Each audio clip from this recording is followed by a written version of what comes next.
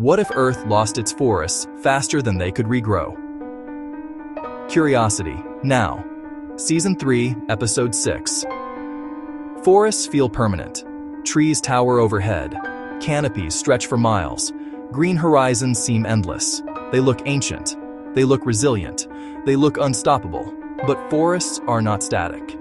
They are living systems that require time, sometimes centuries, to form.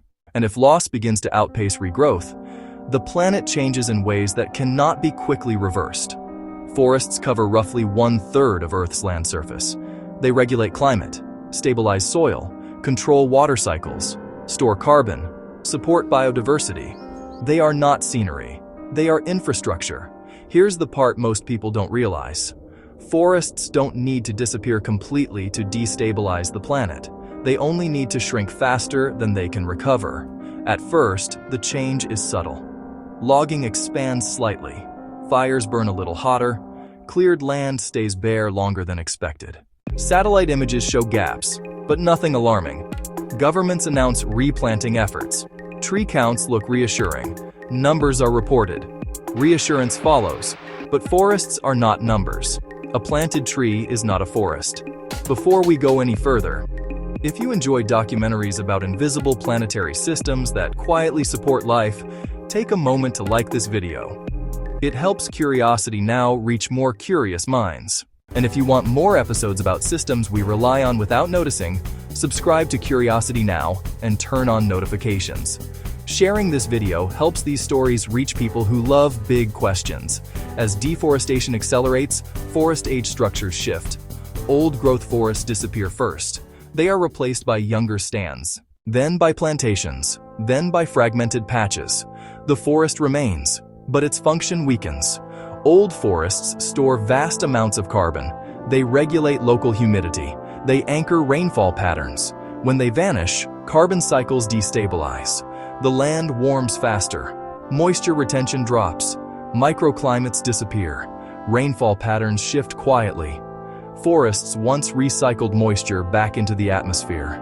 Without them, rain travels farther, or doesn't fall at all. Regions that depended on forest-driven rainfall dry out. Others flood unpredictably. Soil erosion accelerates. Tree roots once held soil in place. Without them, rain strips land bare. Topsoil washes into rivers. Sediment clogs waterways. Agricultural productivity declines, not from drought, but from soil loss. Rivers change behavior. Flow becomes flashier. Flood peaks rise. Dry season flows shrink. Water systems become less predictable. Reservoirs fill with sediment. Hydropower capacity drops. Fire regimes intensify. Younger forests burn more easily. Fragmented forests burn faster. Edges dry out. Fires spread across landscapes once considered resilient.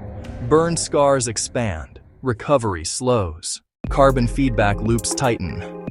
Burned forests release stored carbon.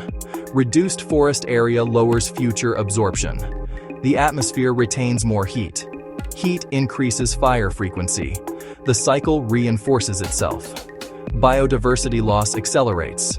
Species dependent on mature forests lose habitat. Migration corridors fragment. Pollination networks weaken. Food webs simplify. Resilience disappears. Forests once acted as buffers. They absorbed shock. They slowed change. Without them, ecosystems experience stress all at once. No recovery time. No margin. Regional climates shift noticeably. Daytime temperatures rise. Nighttime cooling weakens. Wind patterns change. Weather becomes harsher, not extreme, but persistent. Global carbon management loses one of its primary stabilizers. Reforestation efforts struggle to keep pace. Trees grow slowly. Loss happens quickly. Years of growth are erased in weeks.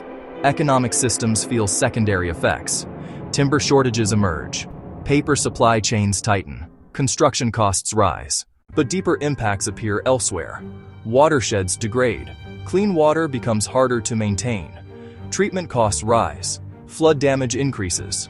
Infrastructure requires constant repair. Agricultural zones shift.